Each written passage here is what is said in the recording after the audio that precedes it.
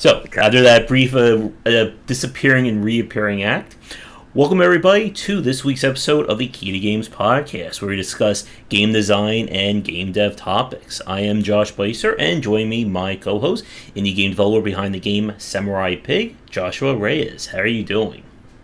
Doing great. This is, Next Fest is going on, so this is definitely a relevant topic to talk about. I'm really interested to see your thoughts on it. And so, yeah, let's get going, my man. So, as Josh just said, Next Fest of 2022 is finally wrapped up.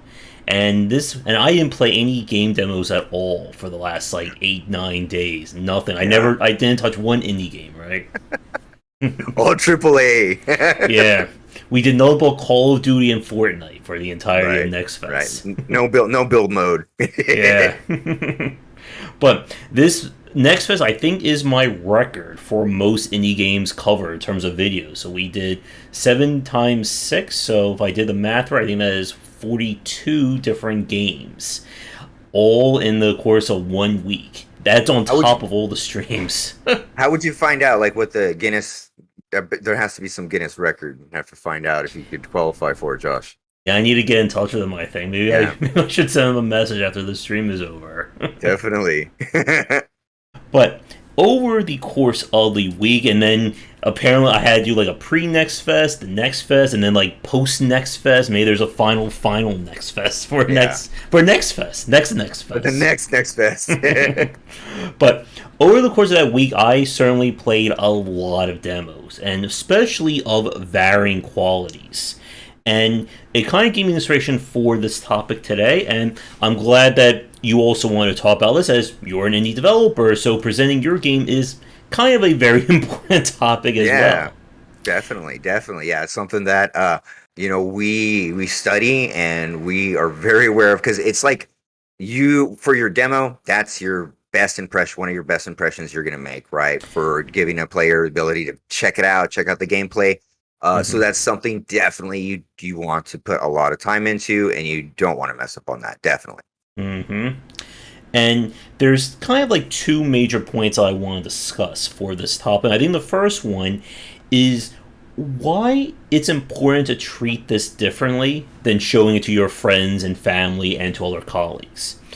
Obviously, I'm sure you've spent a lot of times on, game dev groups, chats, a lot of places that are 100% developer only. This is not where consumers, journalists, that kind of thing show up.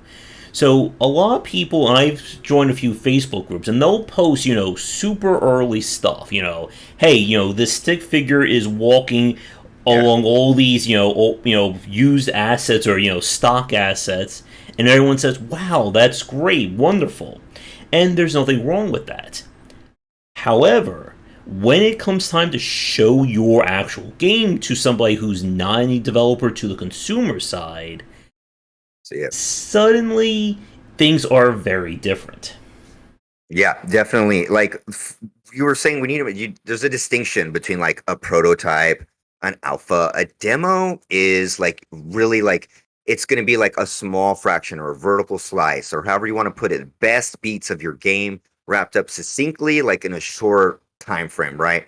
For sure, you don't want to beat them down with an hour long demo or anything like that. You want to leave them waiting for want more, so you want to show what you can and tread that line. It is hard, right? What can you show in that short amount of time? And again, you have to be careful with your tutorials, how your pain points, things like that. And also depending on the type of your game, right? Definitely different for an adventure game to a fighting game, right? Yeah. And I also just want to stop for a quick second. Apparently YouTube did not make the first part of the video live. It just went live as we were talking. I was wondering why people weren't popping in. So I saw that. I was I looked up and I was like, what happened? Yeah, so apologize to the live folks or the recorded folks. They won't miss a beat. But cool. Just to get everyone up to speed, we are discussing what to get your demo prepared for when it's time to show to consumers for the first time. And hello, Mumuma as well in chat. So, to get back on topic and to what Josh was saying, that for developers, they're the ones who they're going to look at anything. They're going to be very supportive of your game. But for the consumer side, they don't have any real stake or investment Yeah, in your definitely. title. Yeah, so I guess like the live audience missed that, but that's one thing. Like if you're kind of in an echo chamber if you're a dev, right? And so you're just showing things. And if a dev comes up to me and they show me their game, I'm gonna have a lot of empathy as a Mm-hmm. developer, right? Like I'm gonna understand. Okay, they're gonna change the stock art. Hopefully, they're gonna do this. Hopefully, like understanding those things. Demo is completely different. Like this is like when you're showing this is a fraction of the polished product. So polish, right? Is Mm-hmm. is the main thing that we're talking about here. I think I saw your tweet, like where are the volume sliders, right? Yeah. Um, like those things, we're gonna get into a lot more of things that I think even now the list is even get as like larger of what you need to Yep. have. But like simple things, menus, escape, you'd be able to escape the game, a beginning and an end. Just really simple stuff. I went over one time, like if you're making, first of all, if you're creating a game, right, you're gonna try and either get it funded or you're trying to get it published. So you want to Mm-hmm. get something playable as quickly as possible, right? Like a Mm-hmm. prototype or something like that. That might be something you send to a publisher, your friends, or this or that. And again, that's not what a demo is. A demo is Mm-hmm. highly polished, uh, uh, succinct sections, selected sections of your game, like the high points. Mm-hmm. Or you can, but it's not just like the first level, right? Like I know you don't just like here's level 1 or here's level 8 and that's it. You Mm-hmm. want to actually create some kind of curated experience also, while not overworking your team and like overextending your budget. So again, a demo should also be considered in your budget for when you're working for it, right? Volume sliders or DLC. Mm-hmm. Exactly. And yeah, as you said, if you're showing this to a developer, if you're showing to somebody in the industry, you don't have to be as polished. You're showing, your rough. So you're trying to get feedback from Yeah, one creator to another, or yeah, show off, presenting your game to get funding. But again, to the consumer side, they don't care about that. They don't no. care if you spent 2 months, 5 years, if you've 10 years yeah, if you've taken out like 3, 4 mortgages on your home. living in your car now. Yeah, they don't care. They just see what is on your store page. And if what Right, they see on that store page is low quality, they're running for the hills. They're not going to right, stick around. And right. like for myself, again, like someone who's kind of like in the middle ground between the consumer Right. and the enthusiast side or consumer and development side, I try to give a lot of developers the benefit of the doubt when it comes to the demos and what they're showing me. But the one thing that I always tell a developer when they reach out to me saying, hey, can you cover my game? Can you look at it on Game Wisdom is, are you at the point when you're ready for your game to be looked at? And I Yeah, mean like, yeah, heavily yeah. looked at, magnifying glass, space telescope on your game.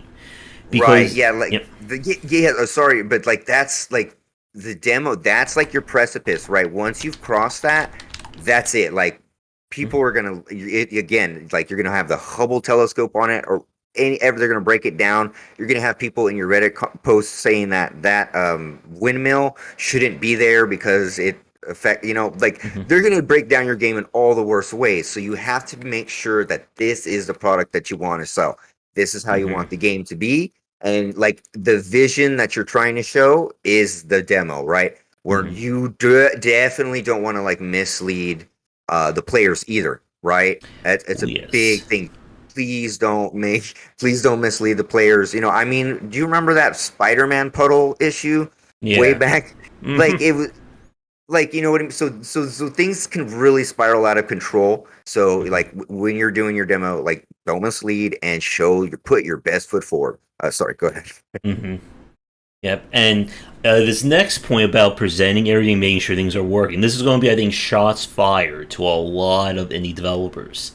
But if your very first demo features Unity stock assets for your UI elements, that is a major red flag. And what I mean by that is, if you ever like checked out a demo and someone uses like a stock Unity options menu and you see like it just has like was like a transparent box with white text. Yeah. It has Like like it just like has all these features that even like for the game, for the consumer, they may never care about checking, force feedback slider and stuff like that. And especially if it's in the game itself, if you're using just stock score or health down here, and it just looks like something out of a Unity asset, that is a huge no-no. If you're going to use like temporary art or placeholder art, at least make sure that it's kind of like matching the theme, or it's like matching something to the game. Like, I remember, I forget which developer did this, but they used like all like cat pictures for all the placeholder art. Could have been Slay the Spire, but it could have been another game. So I mean, again, like, yes, the art is not there, but the developer at least took a step or two to present it and let people know, okay, it's not done, but we're at least working on it. right, definitely. And like the game, like the gameplay framework needs to be in there, right? Again, like so the basic, game flow, all that needs to be in there, and they need to be able to extract from that demo what it is, like what your vision is exactly. Where's it going to go Where's beyond it just gonna this go? demo? Right. And yes, like it's you got to know what's happening after that. And again, that's the thing, right? Kind of like bite size, I really think a demo should be short. I don't really like long demos because then sometimes I've kind of had my feel of the game. I don't know if you've ever done that where you've played a demo and it was so long you're like, cool, I like this game, but I'm not going to buy it because I've already got enough of it, right? And so it didn't leave you wanting more. So that's definitely something we want to avoid. Yeah, and that again is a very hard line, I think, Very hard, in yeah. terms of figuring out, because for some games, a 5 minute demo could be it. Like, that is enough to show your game off. Yeah, To another game, 5 minutes means nothing. It's just yeah. literally, I click an option on the menu, I figure out how to start my game. Okay, the demo's done. I hope you enjoy it, go buy it. And I guess here's a question for you and for the chat as well, because a lot of this talk about demos and so on can easily be translated in talking about the whole prologue edition. I know we had a discussion about this, I think earlier this year, or Yeah. maybe being late last year, that if you do a prologue edition, do you think the game should also have a demo? Because as we said, a prologue is essentially, the encapsulated version of your game. Like, this is, a full mini product. Do you think that a game should still have a demo in that respect after that? I don't think so. I think the prologue itself would count as Yeah. a demo, right? And then if you do another demo to the next game, like that's a lot of extra resources that you're wasting. So I think no, I would have to do a hard no on that. Just get your prologue out there. That is what, Or get your demo, one or the get other. your demo, one or the other, right? Not both. Please don't do that. Like, and if it's your first time doing, you're like, yeah, I need to, get as much. You're wasting more resources in that one or the other. And in terms of what you put into the demo, again, it is okay to have missing features. It's okay to say, hey, the boss that's going to be here is not in the game yet. You can do all that, but you still need to present the overall aesthetics of your game. What is going to be the feel and the tone of it? So, right, and that's why you were saying like the putting stock assets and stuff like that. There's no tone and feel. It's like generic. So. Yeah.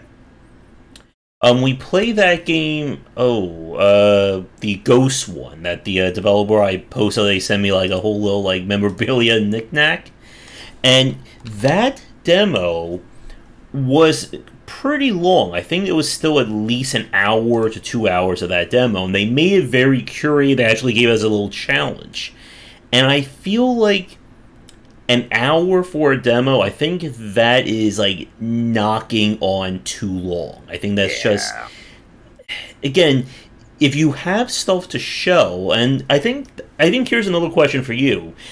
Let's say you have a lot of cool stuff to show. Let's say you have all these different features and all these different mechanics, and you could fill an hour or 2 hours of original content. How do you decide what to cut for the demo? Because, again, this is like, you're basically cutting your baby when you're trying to figure this Right. out. Right. You're like dissecting and pulling. Uh, what I would do is, of course, like a lot of like in the trailer, I would try and do a lot more in the trailer or like in the media for the things like, um, as far as like what mechanics and things like this you figure out. I would try and put like the ones like you can't put them all. I don't think you'd want to put them all because then we go into an hour.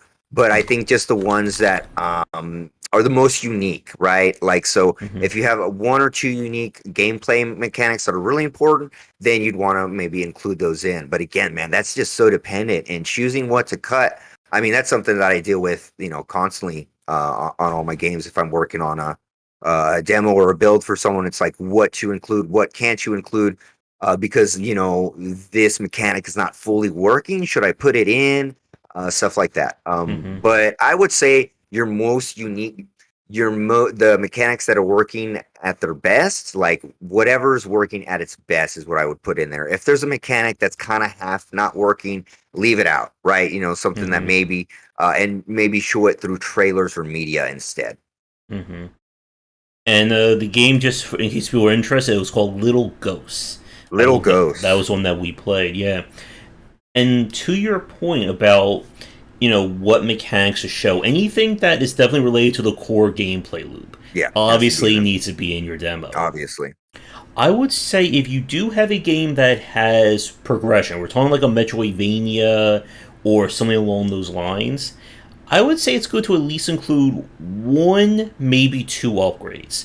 Just to Right. let the player see, okay, yes, we're going to start with jump, attack, slide, but hey, there is going to be a double jump, or we're going to unlock the power to shoot the gun, or, again, you want the player to be left wanting more. That Right. they know what's in the game, they don't know what else is going to be in the full version.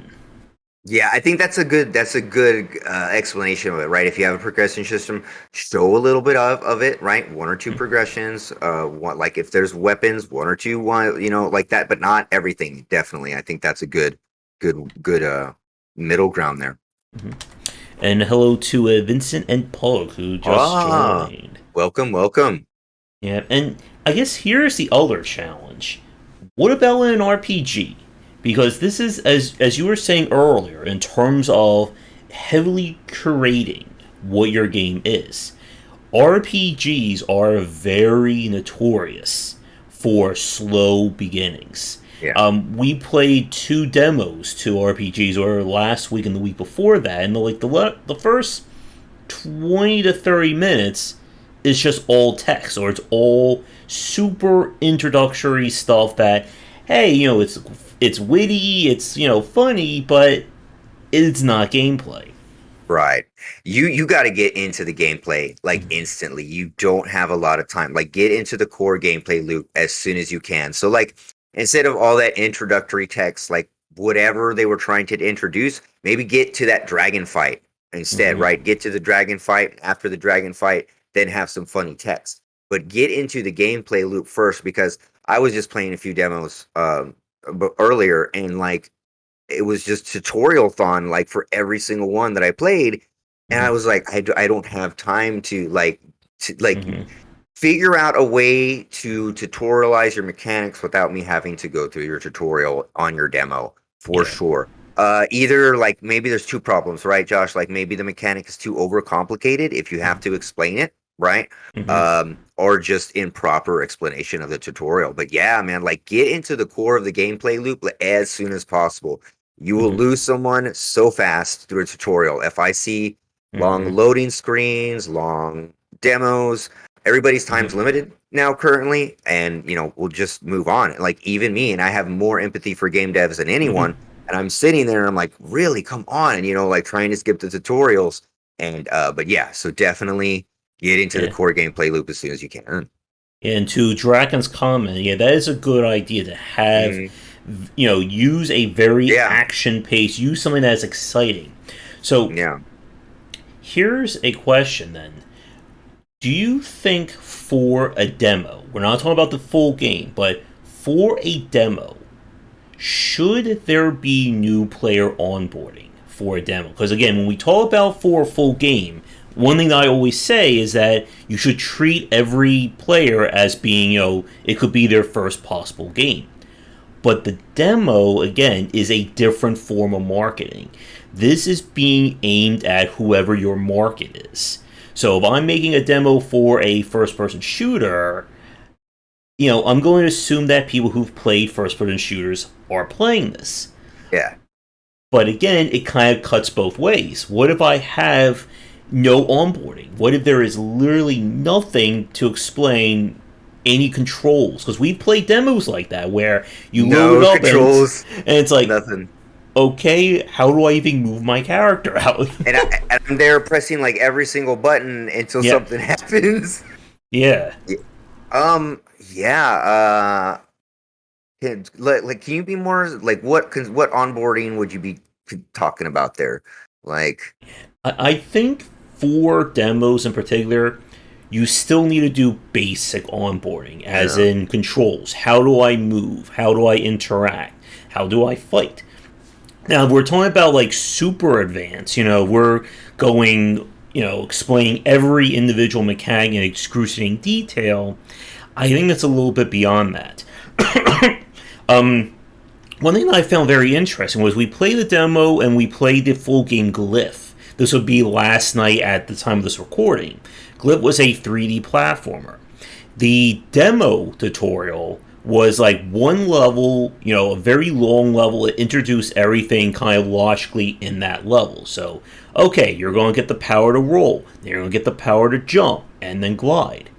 And then what they did in the full game was they took that and broke it down to like 5 or 6 mini levels that you had to do, like a little level for jumping, a little level for rolling. And I felt like the demo tutorial was better than the full game tutorial. Wow. Yeah. And like for like an internal build that I sent out for like Samurai Pig, for example, it's kind of like it's almost the demo itself, like it is, because it's an ARPG, right? And so like, well, how do you do a demo? So immediately it's kind of like a little bit different, like the story. So the demo itself is more like a condensed, like the game, the whole entire game just really condensed into a short thing. Like, okay, you wake up and you do something, you get over here, blah blah blah, and then you get here and you fight a boss. Just real quick, real simple into the thing, right? Yeah. And hey, Chris, and shout out to Chris's family. They're all listening on the radio right there. Hey, right on.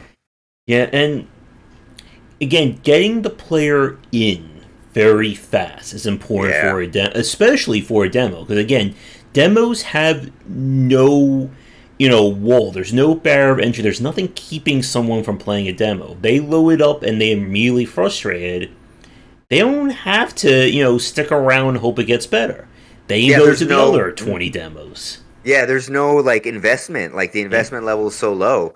And so if you have some pain points in there, like just like that. I mean, I'm not sure what the attention time span is now for someone looking at a game, but it's super short now. It's getting shorter.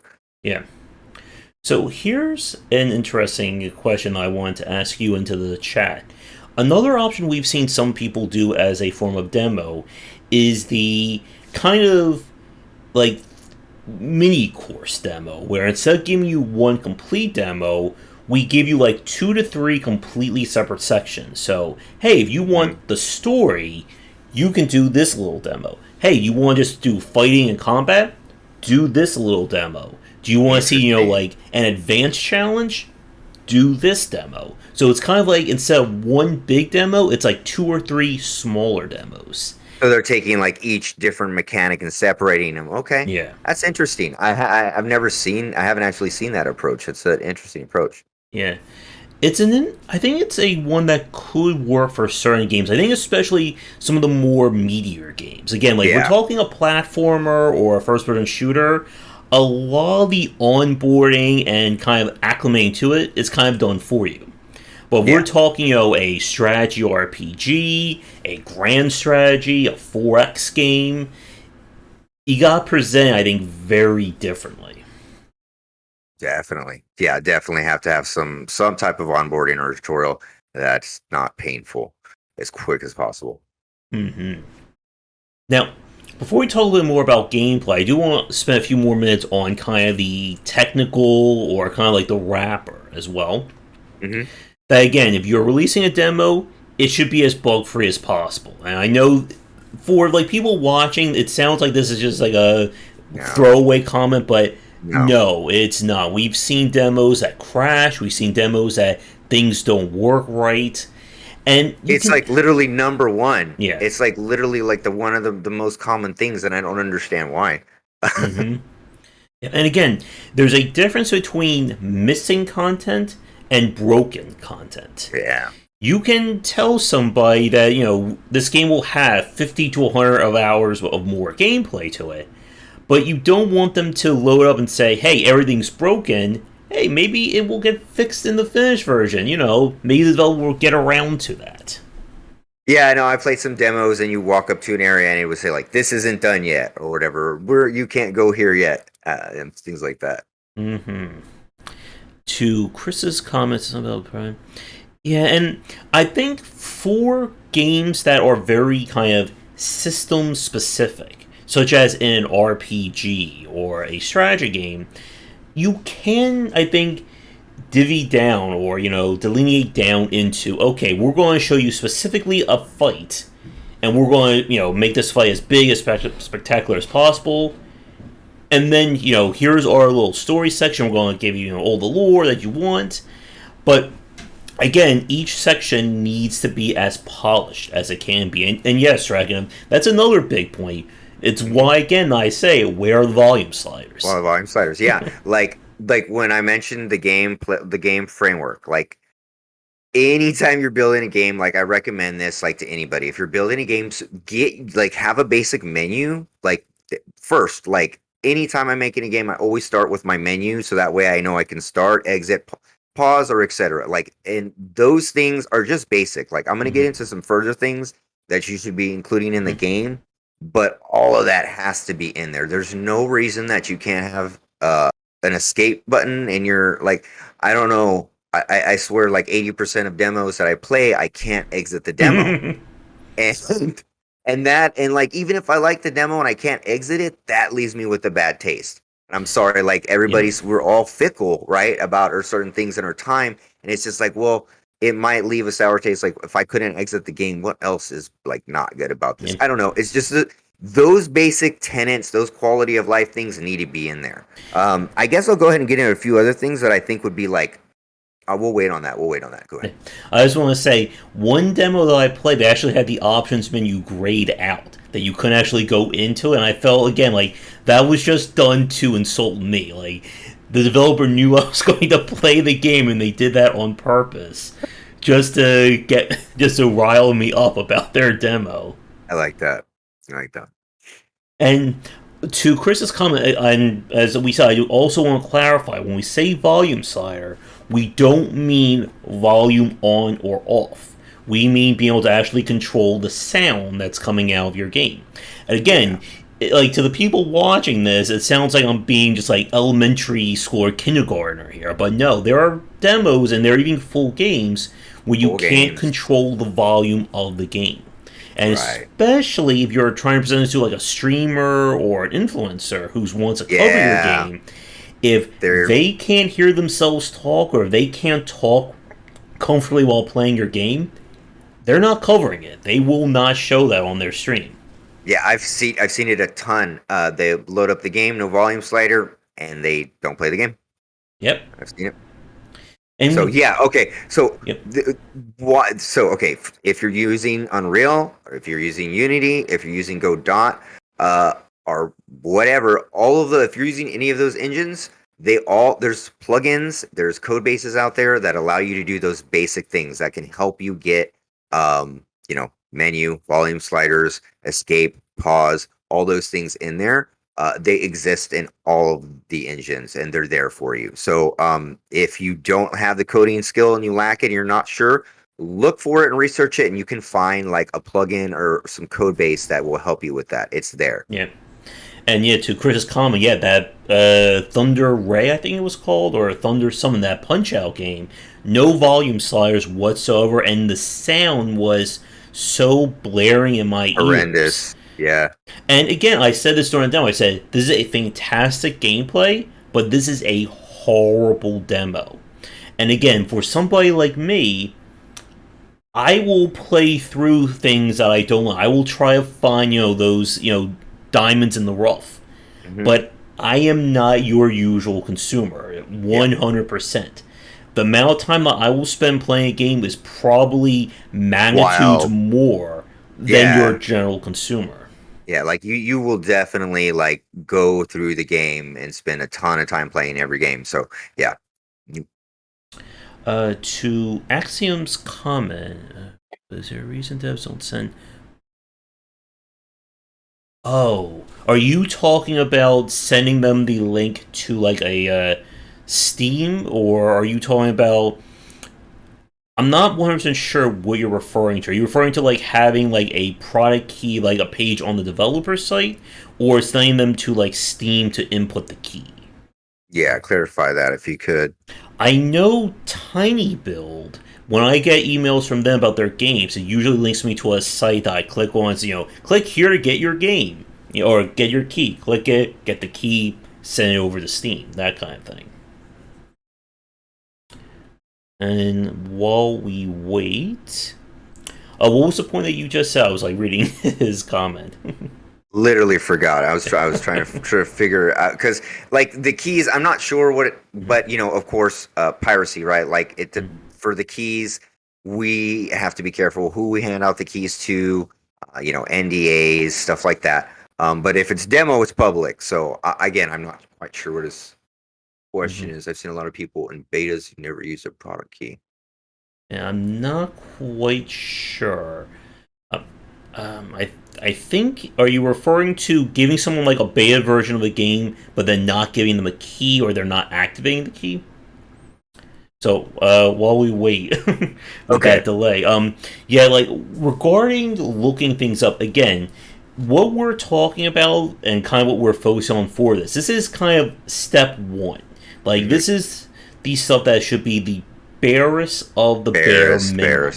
Bare minimum. Right. We're not Mhm. talking about Excel. So when we're talking, okay, so we're talking about bare minimum. I'm gonna add a few more things Mhm. that I'm sure people might not do. Okay, so we have our menu, we have a working UI, we have all Mhm. that stuff. So now in our UI, we want to add a few things. We would like to add a Discord link if you have a Discord. Have a way that people can join your community from the game. Mhm. If there is a Discord link, more than likely people might click on it just to join if they like a game. Mhm. Also have like a link for like maybe a survey, a feedback survey, Mhm. right? So if they like the game, they're gonna click on it and they're gonna say, "Oh no, I don't like it," or "I do like it." That's also another thing. And then let's see here, what else? Oh, a wish list link. Literally have a wish list link like on the Mhm. front of your game, like in your UI, and so that way they can wish list it from your game. Yeah, and Let's see here. Yeah, go ahead. I was going to say, yeah, you want to remove as many Yeah. steps. This is what we talk about when it comes to like the marketing funnel. You don't want someone to have to look things up or click through 5, 6, 7 different pages. If you can just give them a link, okay, social media, Discord, wish list, right on the store page, takes you right there. You want them to do it all in the moment rather than say, oh, maybe Maybe later. later, maybe in a week, I'll try and find. Because Mm, let me give everyone a very important tip for me. I will forget most titles to video games yeah. within probably 30 minutes of playing the game. Like, I play Mhm. so many games that it's hard for me to remember. So that's why my wish list has like over like 1,000 games on it, because if I don't do that, I'm not remembering what games are out there or what your Exactly. game is. Exactly. So that's why it's so important to get them to wish list it as soon as possible because once it's wish listed, then they will receive an email. If it goes on sale, they'll receive an email. So it'll keep it. They'll still be aware of your game and the name because again, same thing with me. I will forget literally every game's name.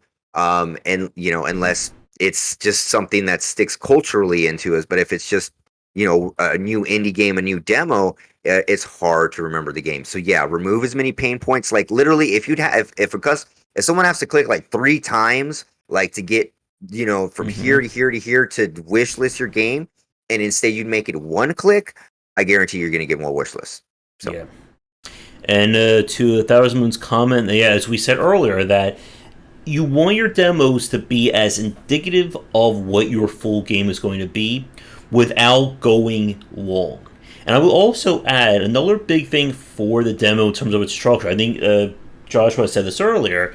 It should have a beginning, middle, and end. There should be something for every aspect to kind of get someone involved. And we've played demos that it just kind of ends. Like, yeah. the level, you beat the stage, fade to black, demo over. And then Mhm. there are demos where, the final thing is a boss fight, or, Mhm. it could be an on rails, run down the hallway while everything's exploding. Like some kind of, like something I talked about when it comes to doing your trailer. Hey, your trailer should have like a grand finale. It should have something bombastic that sticks in the player's mind. Your demo should have that as well. I beat you to it, Chris, while you were talking. Yeah, the vertical, yeah, like the vertical. So your demo is like it's like kind of like a trailer, a Hmm. playable trailer of your game. So you want to put big hits in there, right? You Hmm. want to show off important stuff, unique things, things that work.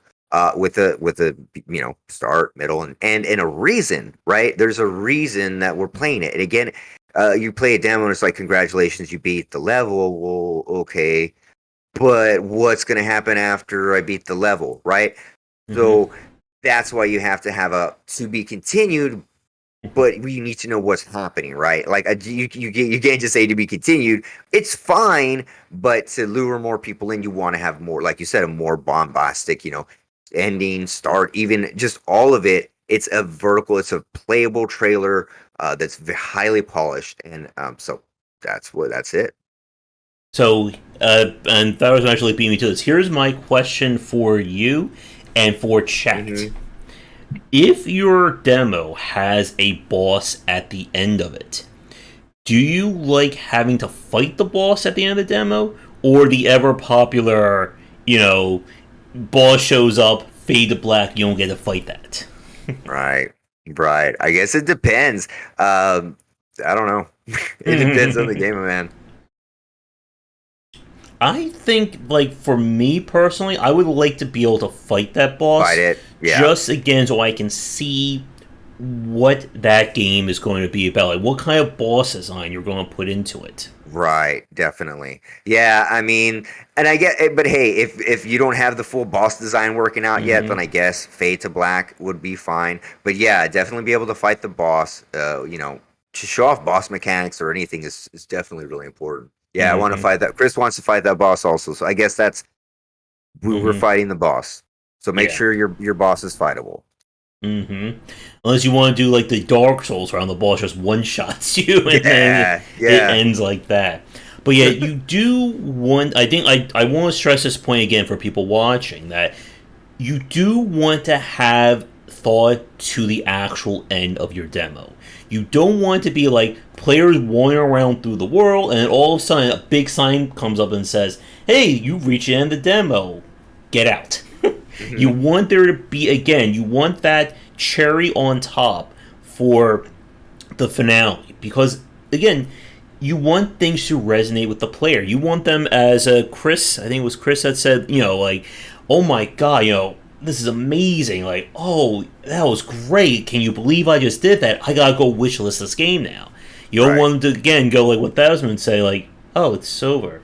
Okay, Hmm. well, Game's over. yeah. And again, like after that boss fight, like I was just saying, right after the boss fight, put that Discord link, put the wishlist link. Also, Mm-hmm. like at the end, have it at the beginning, have it at the end. If they play all the way through the demo, they're probably going to want to click on those links. So have your links right there so they can click on them. To be continued, blah blah blah, coming out soon, and then you can have your links there. Make it as easy as possible for them to get to your game and to wishlist it so they can keep it in their brain Mm-hmm. space. So here's another I think I see some developers do. They put a trailer at the end of their demo. A Mm-hmm. highlight reel, something to show off additional content. I think that could be handy, but again, it's also adding more work for you. Unless you just take your trailer and you just literally plant that at the Plan it end of at the the end. demo as well. Yeah, yeah. I think that would be good. Like if instead of like redoing the trailer, if you should already have a trailer and you could just put it on the end and reuse it. Yeah. Yeah. But That definitely, I wouldn't invest in doing a separate trailer just for that because yeah. man, time's gonna get on you real fast. Yeah, and that game of Shinobi Non Grata that we played, they Yeah. did just that. And to Chris's comment, that is something that we've been seeing developers been experimenting with, having a quantifiable reward for finishing Hmm. the demo Finishing the or demo. playing enough of it. My Again, favorite, oh yep. my gosh, my favorite is when you can carry over the progress. Like, Mhm. carry over the progress and you get a bonus. Like that's super cool. Yeah, I would. That is actually a really good point. I wasn't thinking about, but also, if your game is like of an RPG, like if this Hmm. is like a very big game, very meaty game, you should offer that option for transferring progress from the demo to it. I Definitely. know when I played Etrian Odyssey, for instance, on the Game Boy, they did just that with the demo. That you can just transfer whatever progress, whatever teams you came up with, right to the finished game. And to the other point, having like special rewards. I think this is another interesting marketing point we've been seeing developers do. The Paper Ghost developer, they again like they had a contest. Like whoever, if you stream the game or if you play the game and you post it or show to us and you get a certain length, we gave you a little reward. That Oh, Quetzal game. Again, I did my little video. I have my name in the game now for that first wow. challenge. Cool. I'm number 11 on the list of people who beat the challenge of that demo. And that is something else you can offer. Again, that anglerfish game, I told us on the Discord that because I played and covered the game, they're going to put a picture of me along with all the other streamers and people who play it in like an Easter egg room. So Right. somewhere I'll be featured in that game. Awesome. Mm-hmm. Isle of Hours. Is that the one that I just checked out? Three. Wow. Yeah. Yeah, that's really good. I mean, yeah, definitely an incentive for beating the game. That is super smart. I mean, yeah, coupons, discounts, something cool in the game, whatever creative thing you can think of. A reward for beating the game is definitely. I think that's amazing. Really, I something you should do. I would add the caveat that you want to be careful about having content unlocked through the demo because there was a game that we played. This was like a tactical, like a Fire Emblem game, and they said that if you play the demo, you'll get an exclusive character that you won't Yes, get and in the I single remember player, that. Yeah, and that is very close to the whole Kickstarter backer exclusive yeah, content, and you yeah. do not want to do that, especially if you without heavily explaining to people what that content is. From like a marketing standpoint, right? You Mm-hmm. would think, "Oh, that's a great idea. I'll get people to play it because they're going to get that unique thing." But instead, you're going to have people that didn't play it, and they're going to be missing that item, and so yeah, they're going to be very displeased with that. Oh yes. It's missing that 5 star. Mm-hmm. What was that? Yeah, no, I think this is actually like locked out. You had to play it during the whatever like the festival it Yeah, was. it's locked out. And yeah, that is not good. Like again, if you want to have like a special skin or even have something in game, like a little reward for doing it, that's a different story. But when you present gameplay affecting content like that, again, that is a Pandora's box that you have to be really careful not if you want to open it or not. Definitely. And just as a side note, that's going to take a lot of planning. Hmm. Like, yeah, so don't do that. Hmm. Yeah, cosmetics, that kind of thing. And trying to think where else what we haven't touched on yet in terms of demos. Anything from you? Let's see here. I mean, okay, so we went over the UI, right? We went over the Mhm. UI, the basics, the framework, about the game time, you know. Keep it short. Um, let's see here. No, I think that's just about it. And you know, it's not again, it's not just the remember, it's just not the start of the game. You want to have it curated. So Mhm. don't just, you know, this is the beginning of the game and it ends. Make sure it's curated vertical slice. Mhm. So And for games that have like a lot of depth to them, if we're talking about, or actually, here's another point. You should also look at, and thank you, Axel. I was just thinking of Terra Invicta as well. Um, One thing you should also be considering for your demo is you need to look at what other people have done in the space. You need to be looking at how other people are presenting their games. right. And again, this is another huge point. We've been touching on this a little bit throughout, but it begs to be clarified. Your demo is your first exposure of this game to a consumer base. If they Yeah, hate your demo, if they despise everything in your demo, that demo is going to kill the marketing for your game. and I think that like we should say that again. I mean, because again, like this is like a very pivotal point. Once your demo's out, like that's it. That is your game. So do not do not feel forced to release your demo because okay, I got to release it because the Mm-hmm. Steam Fest is coming up. I got to get into it because I'm not going to get coverage and your demo's garbage and it's not ready. Don't rush your demo if it's not ready, if it's not polished. Don't do it because you're going to do more harm than good if you put out a bad demo. Just you Like know, no way when around that. yeah, when I do like the indie inquiries and we talk about having a website, a Hmm. bad website is worse than having no website at all. Right, Just right. as not having a demo is better than having a horrible one, or a bad demo Hmm. is worse than having no demo. Hmm. Because again, this is what people are going to be looking at. And if your demo annoys them or frustrates them or they see it's going in a bad direction, they're getting out of there. To give you an example, and we'll talk about Terra Invicta in a second, I'll read Axiom's comment as well. But we played this demo for a tactical strategy RPG, so like a Tactics Ogre or Final Fantasy Tactics kind of game. And when they released it onto Steam, there were no gamepad controls. It only could be played with a keyboard to play a game that was originally built on a or the genre built on a console that was gamepad, first. And every single person just What destroyed was that this? demo. What was this? I don't remember the name of it. Ah, That's the problem. I could yeah. probably find it if I look it up, but It was originally on console first. no, it was the genre, of course, was from a. Uh huh. But when they decided to bring this to the PC, they left out gamepad functionality.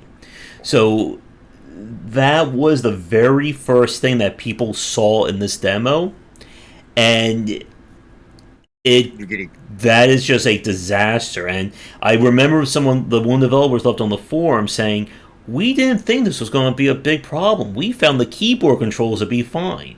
And right, I'm just sitting there going, "No, no! Like right, this is the Titanic hitting the iceberg, and it's just like sinking in terms of marketing." right. Please be excited. Mm-hmm. All right, let me see what. Before we get to Axiom's comment, Matthew's comment, I think that's another really big point. If you have a multiplayer demo, multiplayer is its own unique can of worms. Because if you release a multiplayer demo and people can't play it because there's not enough people, checking out the demo, that's another huge issue there. Do not have keyboards. Yes, Right. exactly. Right. So, okay. So, if you are doing a multiplayer, I know we're going to do like a focus one later, but Yeah. like if you are releasing, you need to have a community, right? And you need to be ready for that, right? So, you need to have a player base. You don't. release a multiplayer game Mhm. without a community expecting that a community is going to be there. You have to build your community first, right? So if you don't have enough people to play the game to at least keep it like active during the thing, you can't get people to play it, friends or this and that. Don't release it, because if you're playing a dead multiplayer game, man, that's a real bummer. I don't even know what to call that. There's probably a German name, a German word for it. Yep, and it's also why, and again, like we'll probably have a discussion about this in the future, but for a multiplayer game, your community should be there like day -45. Like we're not talking Yeah. day one, Yeah. and it is very hard to do a demo like that. Because Hmm. one of the worst things that you can do for a demo of a multiplayer game is that all you can do is play with bots. Yeah. Because Yeah. we played that game, Kung Fu Kickball, or Kung Fu Kickball or Kung Fu Dodgeball, one of those two, and I could not get any multiplayer. No one was playing it, and Yeah. again, it's like, yeah, the game is good, like the base mechanics, but I can't do multiplayer. Like, how do you expect me to be interested in buying this game if I can't even experience the main way of playing it? Yeah, definitely. Yeah. So make sure you have your a community set up. Like you said, day -4. Like you need the community behind you, and they have to be voracious. Like you can't have a tepid community and expect that it's gonna work. Hmm. So Yeah. And we can finally get to Axiom's comment about Terra Invicta. So yeah, this is something that I heard. So for those of you who don't know, Terra Invicta, this is the game from the Long War mod developers. So the guys who made the Long War for XCOM Enemy Unknown and XCOM 2, this is their actual, full release, okay. original game. So it's going to be like grand strategy XCOM. So you're running like the macro organization. You're not doing the individual battles. It is incredibly meaty, incredibly deep, very complicated and confusing from what I've heard people describe it as. So this is a game that again you're not getting a good look at it in 5 minutes. You're probably not going to get a good look at it in 1 hour. So they released the demo for it, and there's no save functionality. And that is like a record scratch no for a game of this size. And again, this goes back to what I was saying a few minutes ago. You need to look at the genre and figure out what people will expect and what again is like the standard of play. Again, Right. like a demo for a grand, 4X style strategy game, it's going to be very meaty unless you create a specifically curated demo. We're talking again like this demo is going to be specifically 50 turns of the game you can play as one faction, but everything else is, Exactly. randomized or procedural. Hmm. Yeah, definitely. I guess if I was gonna do like a 4X or something like that, it would just start like in a big campaign where you're already pumped up and you're already like in the fray, right? Something like that. Not where you have to start up and like move one thing. It depends, but I would definitely like if I was doing a game like that, try and get into the meat of it as soon as possible. And I think you could do that and it can't, like you said, one faction, the campaign, and just like have a pre-campaign for it or something like that. Yeah. And again, this is why, as we said, that the demo of your game should not just be your game kind of like sliced in a specific port. You want that to be curated. You want to show people. Oh, you basically the demo's goal is give them a reason to like your game. Like the game, right? Yeah, yeah. Give them a reason to want to buy your game. Mm-hmm. That's the goal, right? It's not so yeah, to keep that in mind, right? It's not to like look cool or I got it. You're really trying to get people to play it and to like it and to want to play that. So if you keep that in mind, Mm-hmm. like keep in mind what turns you off from wanting to play a game and keep those in mind, right? While you're examining your pain points in your game. Yeah. The demo when we play to Turbo Overkill, as an example, the other kind of ultra kill, super high pace or fast pace FPS. I wanted to play that one, I didn't. It was pretty solid. The demo had, let's see, one, two, I think it had 3 or 4 levels, and each level introduced a new weapon. One level introduced the ability to wall run. I remember, like, El Gore and I were, he was watching, I was playing it on stream, and we're like, they're not going to give me the power to wall run. And we both, like, just at the same time, like, whoa. Like, that's what you want. You want to have those whoa moments where it's like, Definitely. oh my god, did the game just do that? Are they really going to have this in the finished title? Right. Yeah. So showing some like hitting some really cool beats. Mm-hmm. If you can show off some really nice stuff. Again, to make the player go like, wow, okay. So whatever's wow about your game or whatever you want to stick out, make sure it's in there, right? Yeah, and yeah, to Chris's comment, it's another example like the vertical slice. You don't cut a cake like horizontally. You want to get the frosting, everything in that Exactly. one. You want that one delicious bite. Again, if we're not talking about pizza, there's some kind of food related. Game design is always just about food metaphors. Right, and like you said, the cake, so it's cut and you got the ice and everything, and then there's the cherry on top. So it's everything, right? You're not just giving him the cherry, you're not just giving him the Mm-hmm. icing. It's the whole slice of cake. It's not a Yep. lie.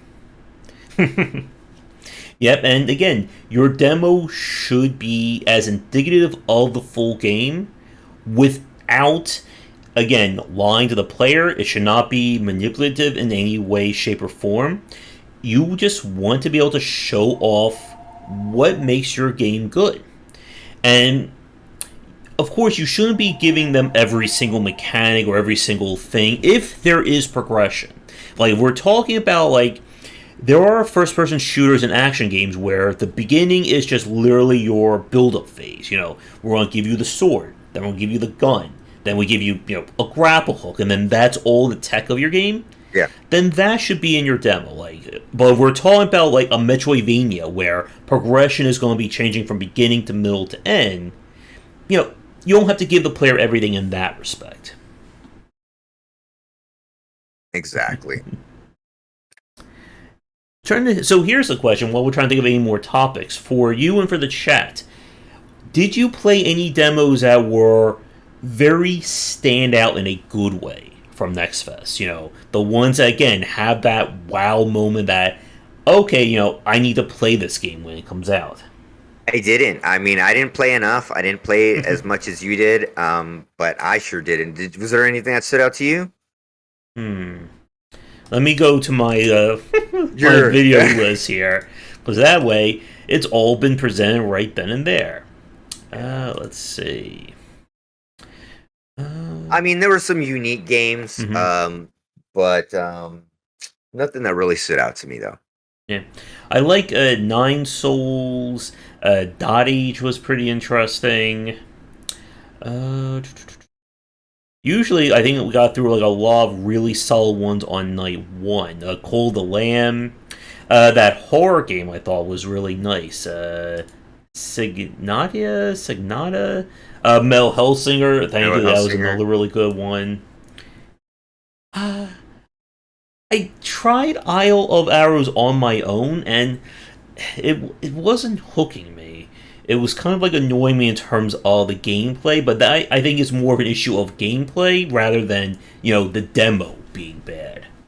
Cult of the Lamb. What is that? That is the kind of like it looks like super happy animals having a cult, and there's Oh something wow. Cthulhu or some Okay. other god. That was another really fun one. Yeah, that was a good one. When we played the demo for Sanabi, this was like a Bionic Commando game. I thought that was really good, but it also went very long. And again, do not be afraid to kind of trim the fat of Yeah. your game in the demo. Yes. Like, if it's, cool section, exposition, cool section, exposition, cool, cut out the exposition for the demo. Just go cool, cool, and cool. Right.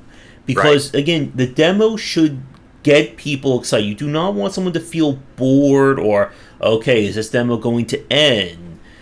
That kind of thing. And hey, Yeah. Pony. Peglin was Hey, alright Pony. Yeah. too. What was another one? Oh, I remember a demo that I wait. What was it? A German phrase would be "Insleer Griffin," grasping at nothing. Oh, I remember playing a demo to a game that I had no idea how this game even worked or whatever the heck was going on in it. I don't remember the name of it. This was like I think like 2 3 years ago, and like by the end of the demo, I was just like, I have no idea what the heck is going on in this game. Like, okay, yeah, I played it, but nothing. And here's another point we didn't mention, but I think we definitely need to play test the demo. Make Yes. sure that you're doing play testing on the demo phase. Again, before the consumer sees your demo, before they Right. see your game, make sure it's as well polished and as iterated on as you can. Yeah, the demo is not the play testing time. Like you're gonna get feedback and it's gonna, but before that is when you need to get the feedback when you before you're releasing it. You know, you need to know that Yeah. it's fully polished before you get to that realm. Yeah. Oh, that reminds me. There's a demo we played, I think, last year for this like 2D action platformer that it featured unique mechanics, but there's no onboarding for what those mechanics were, and you had to kind of guess how to get through the level because the game wasn't explaining it. So I literally got stuck at like the first obstacle. There was like no explanation. Okay, how do I get through this? Yeah. And it's just like, okay, like, why was this not looked at before you start playing? Again, people on the forums are complaining, how do I get past this first section? Here's another very important pro game dev tip. If your entire forum is full of threads of, I can't get through this part, why is this so difficult? Can't get past the first obstacle. That should be raising some red flags in your head. I've seen some devs and they make the platformer and the people are like, yeah, I can't get past this first part, and they're like, yes, ha ha ha, and it's like, no, that's not it. Yeah. They're not liking your game, you know. So Yeah, and to Chris's comment, if you release a demo where if you press up and your character just like flies off the screen, or if you press enter and it crashes your computer, that's mhm. also what you don't want to do in a demo. Definitely, yeah. So like we said, the framework of the game has to all be working and good. And again, the demo is not an alpha, it's not a prototype. This is a polished version that you want to show to consumers, not your friends, not your family. This is for people to purchase your game. And so, again, have links for Discord, have links to wish lists, remove all the pain points, Mm-hmm. hit all the beats in your game. Yeah, And to add on to what Josh said earlier, that yeah, the demo should not be rushed. Do not be afraid to hold back on a demo of your game, especially if it's not at the level of polish. yeah, As we definitely. just said, the demo is not your beta, it's not your alpha, this is not your marketing tool. Think of your demo again, just like with your prologue, as almost a finished product. Yeah, it's a That finished product. it's something that you are putting out there to represent you, your game, and your company. If your demo is bad, it is going to look very bad for everything else that you're going to do for that game. Yeah, And it's again why a lot of people were very gun shy about putting out demos. Because if you put out a bad demo, that is anti marketing. That is going to yeah, kill interest. But again, a great demo, something that is exciting, that gets people interested, that is definitely worth its weight. yeah. Big time. Like, also another thing, maybe leave your like. I know that some people they'll put their demo up, and then once the event is over, they take it down. Leave it up. Leave the demo up. No, Yep. Yeah, definitely. Don't take it down. yeah, don't take the demo down. I mean, literally, because like that event's over, and then I'm hearing about it, and I was like, oh, well, that I want to go download it, and it's gone. And then guess what? I don't remember the name of the game, blah blah blah, and that's it. I don't So play the game out of sight, out of mind. out of sight, out of mind. That's right. So Yeah. leave your demo up after for sure because it's just it's so simple. I mean, Yep, I've had a few of those myself. That all of a sudden, the day after next fest, I go to try and play, the and it day says, after, "Okay, demo not available. You want to purchase the game now?" yeah. No. Again, your demo is a form of your marketing, just Yeah. as your store page, just as your social media. And I also want to add, like, as you said, to put like your Discord and wish list.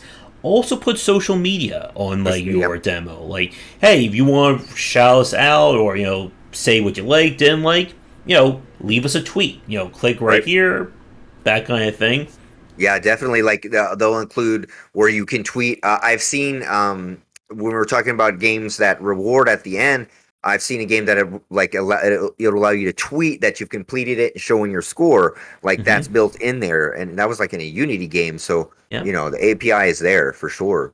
Definitely. And to like Mel Helsinger, as we talked about earlier, it has full leaderboards for the demo. So you can show off, how great Yeah, you are, that kind of thing. Yeah, especially like if you have like a score chase or, ranking, allow people to show that off. And yeah, like big we've time. said, make it as easy as possible. If it's something important, as simple as one click. Yep, Don't expect someone to jump through hoops to enjoy your game. they will not. I promise you, they will not. And most influencers and streamers will not as well. They will not Exactly try and play around. And like we said, please make sure your demo is bug free or as bug free as you as know. possible. Yeah. Yeah. And that's why we were talking Mhm. about before the demo, before you're releasing the demo, it should be play tested. You should have QA going on. Mhm. And make sure the simple bugs, like the major simple bugs are out there. All games are going to have bugs, but make sure there's not big, huge game breaking bugs because I played so many Mhm. where they have massive game breaking bugs and it's not like, Yeah. check your game. Um, when I play a Tim Ruswick's game, the very first night, it was literally unplayable. It was not scaling right to my monitor. And he got Right. that fix in a day, which is one hand that's really great, but on the other hand, a lot of people they're not going to go back and check that out. Nope. Demo doesn't work. Well, this game sucks. Uninstall, take off my wish list. I'm never looking at it again. And you have to again be very mindful what you're presenting to the player. Yeah, like I started up a demo and like it crashed and I would just delete it. I'm like, I'm not gonna start it up so it can crash again. You just uninstall it. Yeah. And as another little bonus point, your demo should also have FPS caps. Like, I don't want to play a demo that is trying to run at like 5,000 frames per second. All of a sudden, my computer sounds like a wind turbine as I'm trying to play a demo. Definitely. Yeah, yeah, that's a good point. So we were talking about volume sliders and stuff like that. Hmm. Make sure like all the resolution stuff is in there. That they can adjust it windowed, full screen. All that stuff is there. Again, all the code and the API is there. You can find it and it's there. So make sure that stuff's in there. Yeah. And to Pony's comment, rebindable keys, that's another Rebindable thing. keys. Hmm. Again, like what we're saying, like to some people watching, it just sounds like we are saying elementary stuff like, okay, wow, these are really big tips. But there are developers who still to this day leave this stuff out.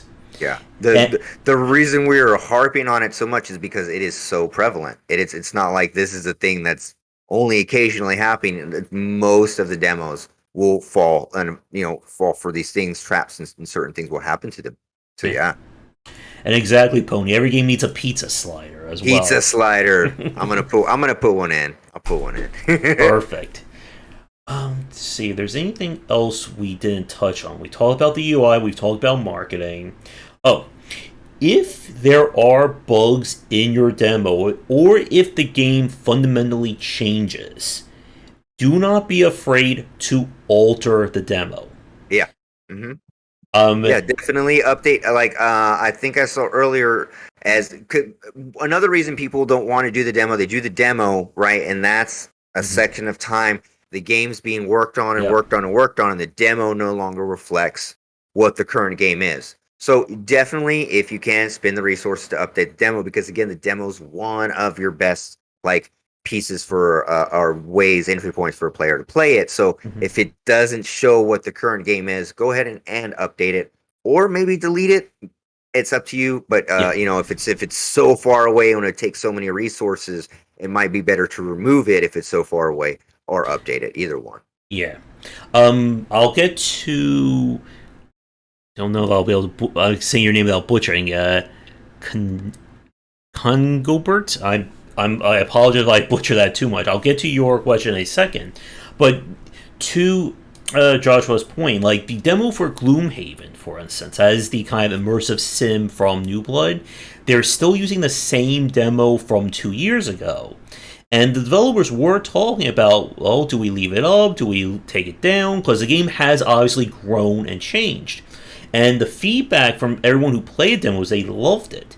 So they decided to leave it up, even though it's not 100% indicative of the game. And that is another avenue you can go. If people love this demo, if everyone says, after they play demo, I need to play this full game, that is certainly an option. But there should always come that point where if it's like a difference of demo to full game like this, you either should take it down or remove it or update it Update it. if the game is that far along. Because again, Yeah. you don't want your demo to mislead people, whether it's on the quality of the game or on the quality on the technical side. Um, Definitely.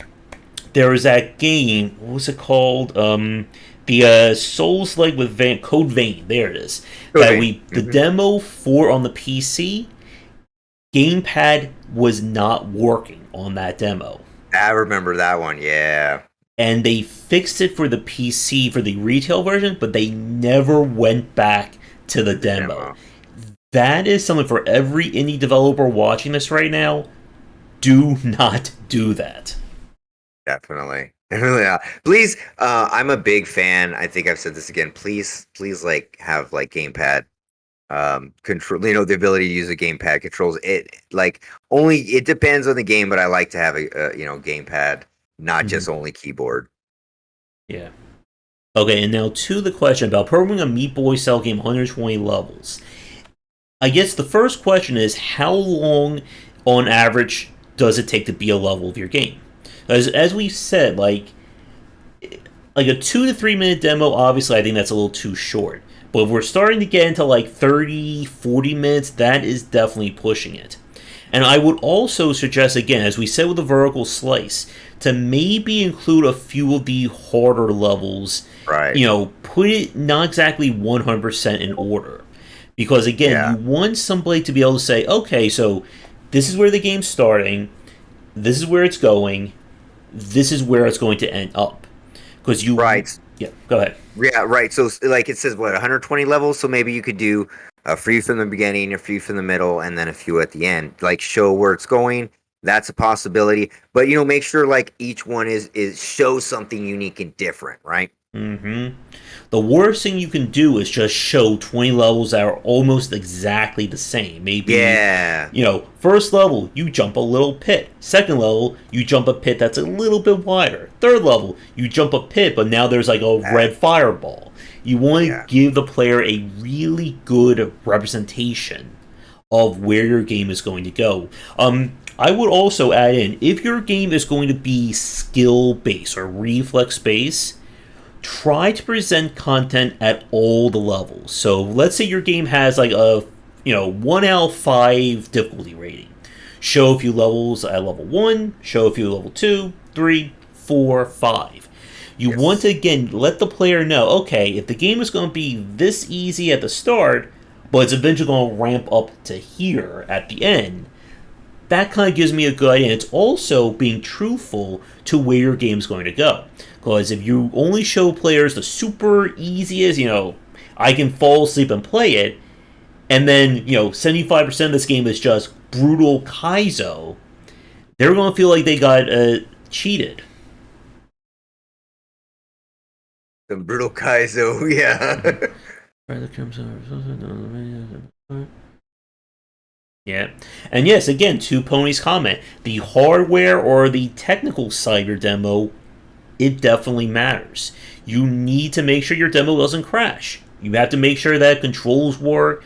You don't want your game like we play like a game where like the guy gets hit in the ragdoll just like spazzes out of control. Like the arm goes like up and behind his head. Again, this is stuff that streamers, influencers, they will make fun of your game. They will rip it apart. But that is not going to be good marketing for your game to the consumer. Yeah, and that's a good point. Like, remember when you're putting your demo out there, get ready for it to be ripped apart. So you want it to be as solid as possible, right? As difficult to rip as apart as possible, right? Yep. And again, if your game features, I guess here's an interesting comment, or here's a thought I was saying about. I want to get your thoughts on this and for the chat. If you're building any kind of roguelike style game, like a game that's going to make use of procedural generation, should your demo feature proc gen in it, or should you use a set seed? Because I can see going both ways. Yeah, I can see it going both ways too. My initial gut reaction would be just to have a set seed, because I would want for one, I'd want everybody to have a controlled similar experience since it is a demo. If I'm putting proc gen in a demo, that's a lot of variability that you might not be able to account for, right? A lot of edge cases that could happen. So I would probably lean toward a set seed, so that way we can control the variabilities, test it, play test it, make sure it's all the same for everybody. But then again, maybe you'd want to show off the coolness of your proc gen and what it could do. But then on the downside, right, they could just play your proc gen demo over and over, right? And that's it. So yeah. And again, I think there's two very important points about this. With a set seed, you're curating the experience. You know what items are going to drop, you're going to do all that. But I would also say that if your game is built on procedural generation, or the player doesn't know if there is procedural generation, they may think that your game is just a super linear, very basic experience. And I think there should be at least some variability. Maybe instead of saying, we're going to have a pool of 75 possible drops, maybe you only have 8, maybe 10. Like, give the player just like a little bit of taste. And also, again, is to inform them that your game will have proc gen. Because there was a demo that we played, I don't remember the name of it to be honest, but we couldn't figure out if it's going to be a roguelike at the end of it. Like, we were kind of like confused.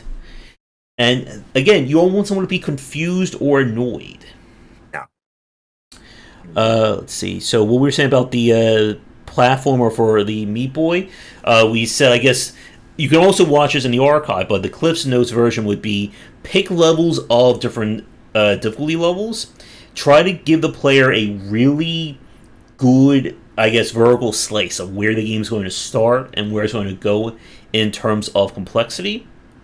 And also, try to measure how long it takes to beat a level, and also gauge or define your length around maybe 10 to 20 minutes of gameplay. I would say for a platformer. Yeah, for definitely 10 minutes, 10, 15 minutes for the platformer. So you could go like grass, ice, fire, whatever. Like just show different parts of it. Again, I know you dropped out when it was, but you don't want to just have like you want the same level over and over again. We want to have some variation for the especially for a platformer. Yeah, but if you have like a difficulty rating, have levels of each difficulty rating to show off. Like, give the player a really solid vertical slice. Yeah, because you don't want to just give them only Kaizo or only Yoshi's Island. Yeah. Yep. Let's see. Trying to think if there's anything else. I guess one thing I was just thinking about, having exclusive or limited demos. I've seen some developers will do this. Like, you have to like opt in for the demo or something, or like it's a demo that's it's like a limited time only demo. Yeah, I am not a huge fan of that. No, Again, I mean, like just like I was saying earlier, like the demo needs to stay up as long as possible. The Hmm. longer the demo is up, the better. A limited time demo, and those were like when I would see those, I would get so annoyed because I'd miss the demo time or Hmm. whatever, and I wanted to play it, and that would kind of actually push me away from the game. The game. So yeah, no, I don't think a limited time, especially if you're an indie, you don't have the clout. You don't have Hmm. the you don't have enough oxygen space to say, yeah, limited time uh I don't know, adventure game. You can't. So Yeah. keep that demo up as long as possible after the festival, during the festival. Yeah, and Pony's comment also is right about having a time limit within the demo as well. Oh yeah, oh my gosh, that's so bad. Yeah, It's I'm so not a bad. fan of that. Again, I that's stressing the player out, and I Freaking me also think out. it's kind of like you're trying to cheat out on designing your demo's pacing. Definitely. Like every time that happened, I felt like, okay, I know the game is here. Like I feel like the whole game is here, and I only have like 45 minutes to see what I can, and then you feel like you missed out on something or this and that because of the time limit. Yeah, that's terrible. Yeah. Again, as we harp on this point, your demo should have a beginning, a middle, Middle and an and established end. and right. And you want that end to, blow someone's mind. You want it to be Definitely be a hook. you need that hook. Yeah, definitely. And Oh then yeah, I did that too, Chris. A whole lot. The Tony Hawk demo. oh yeah, I did too. Yes. Oh my Hmm. gosh. Yeah. Yeah, that was a good one though. That Yeah. is a good game. And to be fair, the game is time based, It's a so time-based game, so it works. yeah. Kind of works. Yeah. Hmm. Speaking of, as a quick tangent, I heard. Did you hear the horrible news about they were going to originally do remakes of Tony Hawk's 3 and 4, and Activision said no. They turned it Oh down. man, no, I did not hear Oh, that. that is hurting me. More bad news. Yeah. Yeah, the Pizza Hut demo. Yeah, Crash Spy demo on PSX. That was cool. And the Pizza Hmm. Hut demo disc. Yeah. And again, if you're also presenting a unique or original concept for your game, or like if your game is not like a traditional title, you need to get that point across in the demo. Not just in terms of the onboarding, but also the gameplay. So, if it's a platformer where, let's say, you don't jump, maybe you're actually just putting the platforms down, you need to get that point across to the player. Yeah. And again, this all ties into marketing. Yeah, definitely. Any special mechanics, any special things have to definitely be displayed and about it, right? Don't mislead the player about what the game is. Mm. Yeah, I know, Chris, and I still want that Crash Bandicoot game to play. Yeah. Maybe when it gets on if it gets on Microsoft Game Pass, I will play that and break my fingers. Yeah, and again, a good demo, it gets the point across. Another one that I really like that if Elgoro's watching, he would agree with was when we played the demo for Loveland, which is kind of like a indie horror like mystery game. And this one is kind of breaks some of the rules we've talked about. It is just literally the first 10 minutes of the game, and then you beat that section, and then okay, demo over. And I think horror games, mystery games, adventure games can kind of get away with that Yeah. if the hook is there in the story. Story. Yeah, definitely. Yeah, you can definitely set it up with the story and live it like on a cliffhanger with those type of games for sure. And to get to a point that you were saying earlier about you play the demo and you kind of see the whole thing, what are your thoughts? And this is another question for chat. I've seen a lot of horror game demos that kind of play out like almost like a TV episode, like a 15-minute episode of a show, where you play the demo, you get the main scare, demo ends, go wishlist the full game. I'm, I'm not a huge fan of those demos because I feel like, one, they're giving the twist away in the demo, Yeah. and two, it just feels very like you're not really giving the player like the meatiness, I think, to get them interested. I think like horror games are probably the worst to demo, right? I Mm-hmm. mean, I would, I don't like, yeah, for a horror game, again, I would never even attempt to make a horror game just because I think they're so difficult to market and to sell because you're, like you said, you're giving away a lot about it. Like, um, in through the demo. So I think maybe for like a horror game, trailers and stuff like that would be better. Mm-hmm. And if you're gonna do a demo, really, Josh, I don't even know like what I a proper way to do it for Am, horror. am I the only one here who plays all the horror games? Like Chad said, Yeah, oh, I we don't. think so. I think so. I Yeah. would. I guess what I would do for a horror game would actually do, and this again, this is like advanced, would do an original concept for the demo, as in show footage or gameplay that is not going to be in the full game. Kind of Yep. like have like a standalone scenario.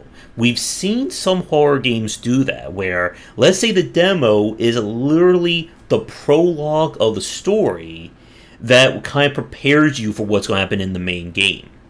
And that is certainly, I think, a great option.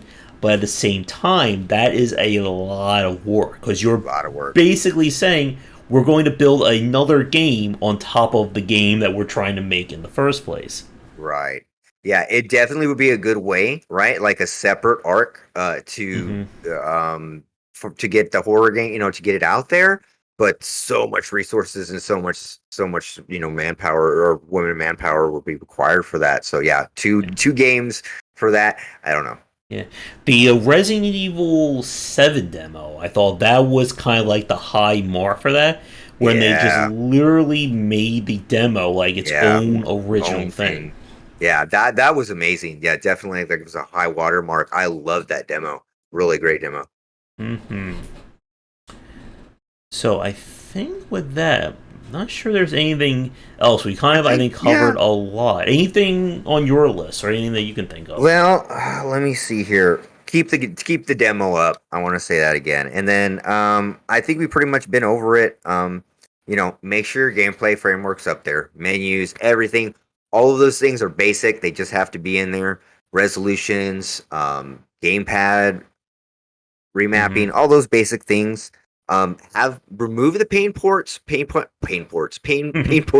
for the players to get to wishlist your game. Remember, the time is limited, the mind space is limited, and you want Hmm. them to act and get now. So, like, if they're playing the game, if they downloaded the demo, make it easy for them to find your social media, get to your Hmm. Discord, be able to wishlist the game, right? Also, a survey and then have some like crash reporting built in there, right? Because your Hmm. demo's going out there. So make sure you have some type of crash reporting software, like something in there, so that Hmm. when you do get crashes, you can get that report back and you can work on it because your demo's out there and you need to be aware of what's happening, right? Just don't release your demo and the players are going to say this and that. If you have like actual crash reporting software that reports what the crash happened, that'll help you infinitely and a lot.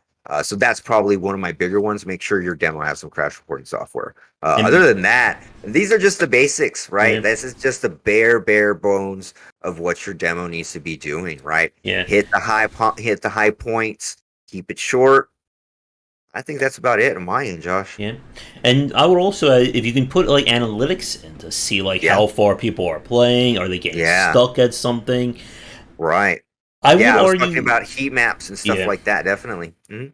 I would say that is good, but again, as we've said before, the demo is not the time for playtesting. Yeah, right. Do not be afraid, again, to hold back on a demo or miss a next fest if it means polishing your demo up.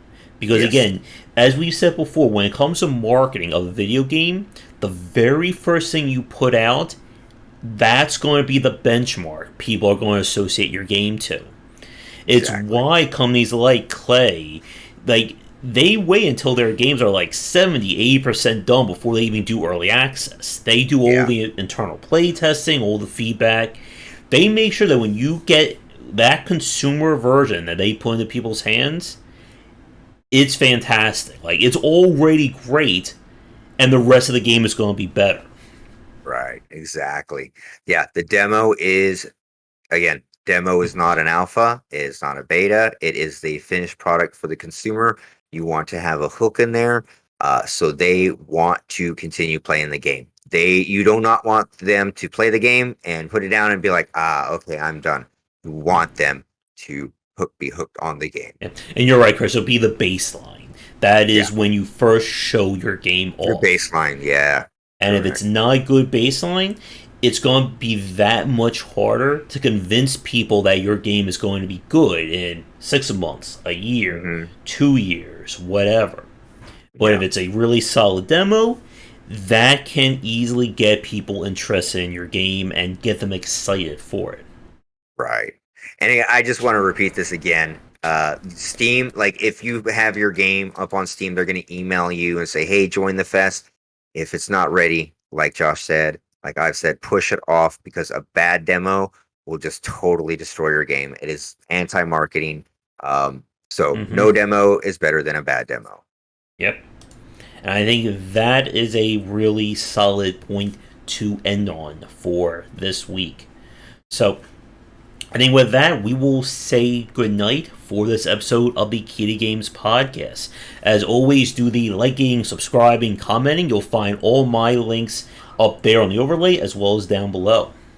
Yeah, and follow me on Twitter. And I actually have my Twitch streaming working up. So I'm going to be on Monday, Wednesday, and Friday. So check me out and you can watch the development of Samurai Pig. And we will see you next time. We will be back next Saturday around 5 p.m. ET for the next show. Again, if you'd like to pitch topics to us, be sure to leave a comment, join the Discord, send us something on Twitter, however you want to get in touch. That's right. We want to see you in the Discord. We're always there at chat and buy Josh's books too. Yep, buy those books, especially if you want to make a horror game for all the people who do want to do horror. And bring lots of pizza and cake as well for the next show. That's right. All right, everybody. So, come back for daily discussions on game design here and on game wisdom, where some of the art and science of games. Have a great weekend and see you next time.